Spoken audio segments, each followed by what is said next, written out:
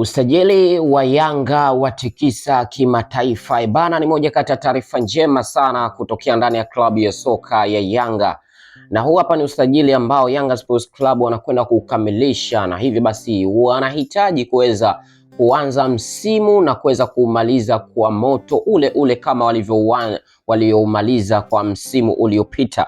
Na mpaka hivi sasa ambapo taarifa zilizoweza kutufikia ni rasmi.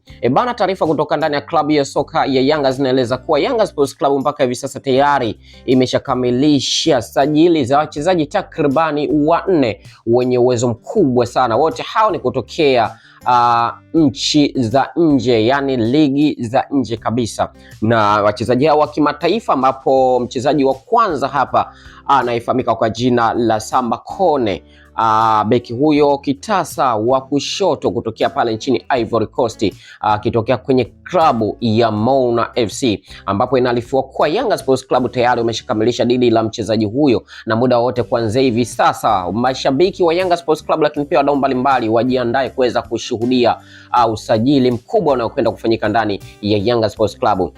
Na mchezaji wa pili hapa ni Yan Sase, ni moja kati ya wachezaji hatari sana, kiungo mshambuliaji matata sana kutokea pale nchini Brazil. Ni mchezaji ambaye anaonekana kuja kuleta mapinduzi na mabadiliko, hasa akiongoza kwenye safu ya ushambuliaji, na hivyo basi huyo Yan Sase inaarifiwa kuwa tayari amemalizana na klabu ya soka ya Yanga.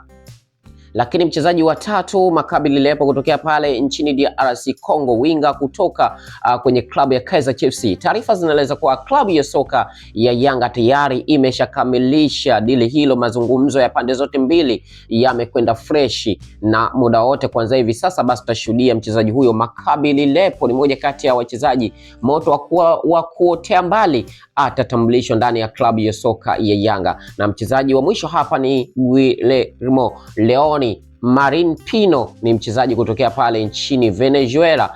Huyu ni winga matata sana, ambapo taarifa zinaeleza kwa klabu ya soka ya Yanga tayari imeshafikia makubaliano na mchezaji huyo winga matata sana Guillermo Leoni kutokea pale nchini Venezuela, ambaye ni winga matata huyo Guillermo Leoni Marin Pino. Na nini hasa maoni yako kuhusiana na sajili hii ambayo inayokwenda kufanyika na klabu ya soka ya Yanga? Wewe ni shabiki wa Yanga lakini pia ni mdau wa soka, funguka hapo. Na mimi sina mengi zaidi, kwamba endelea kuwa nami kwa mengi zaidi, usahau kusubscribe, like, comment na kushare hii video. Asante, na hii ni Chuma Online TV.